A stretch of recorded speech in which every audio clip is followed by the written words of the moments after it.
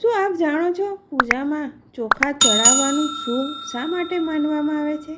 તેનું કેટલું મહત્ત્વ છે? કોઈ પણ પૂજા હોય, ચોખા તો તેમાં અવશ્ય સ્થાન ધરાવે છે.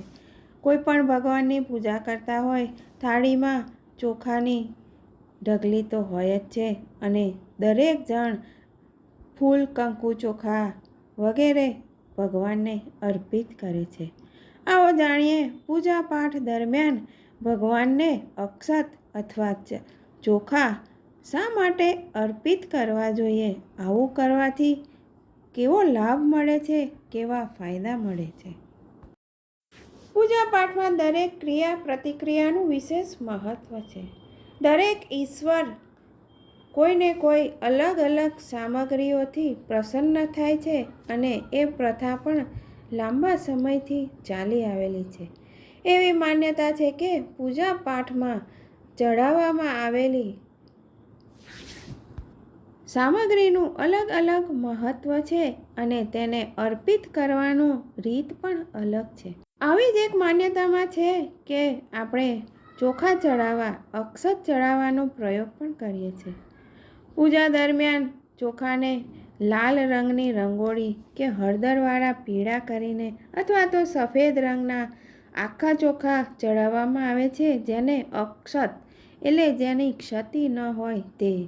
આવો જાણીએ આ ચોખા વિશેની, અક્ષત વિશેની માહિતી કે જેને અર્પિત કેવી રીતે કરવો, એની રીત કેવી છે, એનું મહત્ત્વ કેવું છે અને પૂજામાં અક્ષત કેમ ચડાવવામાં આવે છે. જય શ્રી કૃષ્ણ મિત્રો, સ્વાગત છે તમારું મારી ચેનલ સ્નેહ સાગરમાં. જો આ અક્ષતની, ચોખાની માહિતી, પ્રભુને અર્પણ કરવાની રીત આપ સર્વને પસંદ આવે તો લાઈક, શેર અને સબસ્ક્રાઈબ કરશો. એવી કઈ કેટલી વસ્તુઓ છે જે અલગ અલગ ભગવાનને અલગ અલગ અર્પિત કરવાનું વર્જિત માનવામાં આવે છે.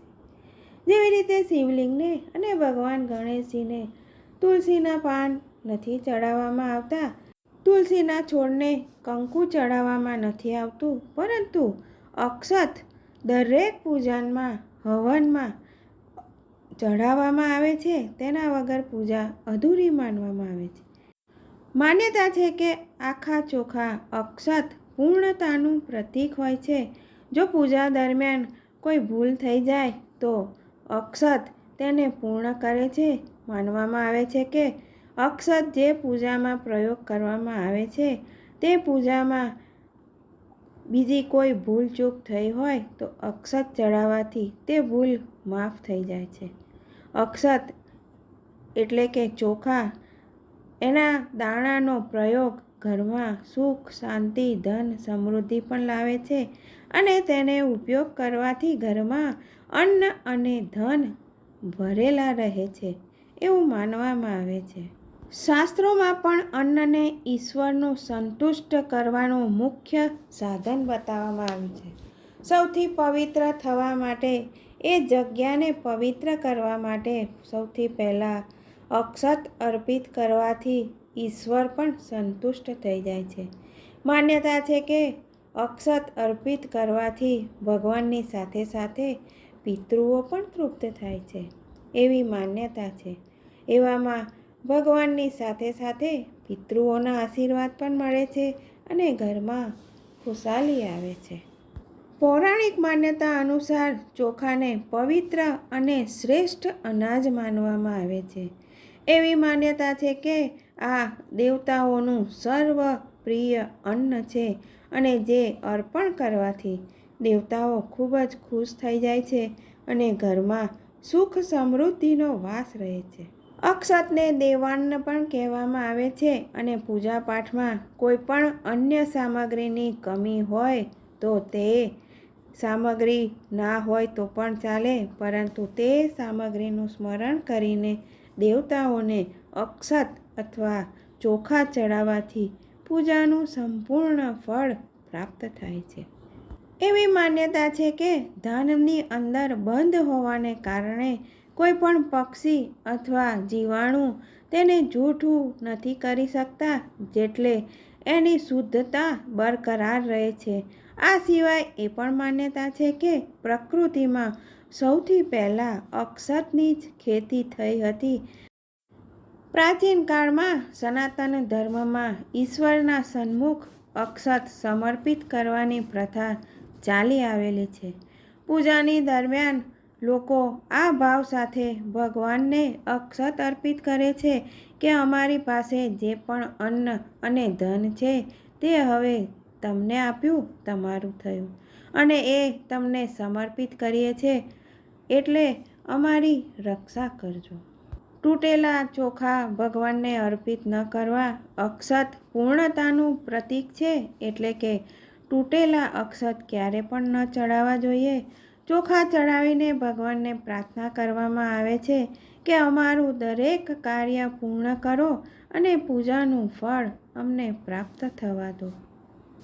પૂજા કરતી વખતે ધ્યાન રાખવું જોઈએ કે કીડાવાળા ચોખા ભગવાનને અર્પિત ન કરવા. આવું કરવાથી ફળની પ્રાપ્તિ નથી થતી. પૌરાણિક કથા અનુસાર શિવલિંગ પર અક્ષત ચડાવવું ખૂબ જ ફળદાયી માનવામાં આવે છે.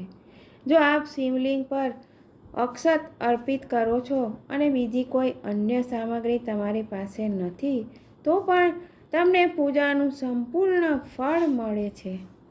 જો આપણા ઘરમાં આર્થિક સમસ્યા રહેતી હોય તો તમારા ઘરના મંદિરમાં માતા અન્નપૂર્ણાની સ્થાપના કરીને તેમની પ્રતિમાની સામે, તેમની મૂર્તિની સામે ચોખાની ઢગલી કરવી અને પછી તેને સ્થાપિત કરવી.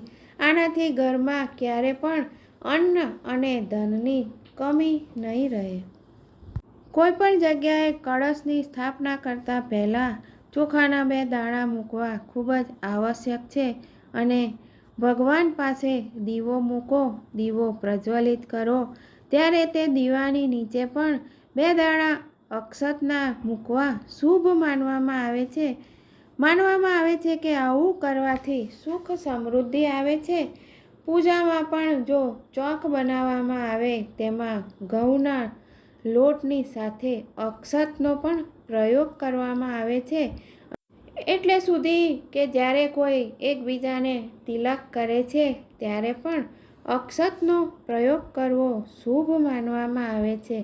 આ જ કારણોથી પૂજા દરમિયાન અક્ષત અર્પિત કરવામાં આવે છે અને સાથે જ સાચા ઢંગથી જો અક્ષત અર્પિત કરવામાં આવે તો ઉન્નતિનો માર્ગ ખુલી જાય છે. જો મારી આ પોસ્ટ આપને પસંદ આવી હોય તો બીજાને શેર કરજો અને મને પ્રોત્સાહન આપવા બદલ આપ સૌનો ખૂબ ખૂબ આભાર. જય શ્રી કૃષ્ણ મિત્રો. ફરી મળીશું નવી વાતો સાથે.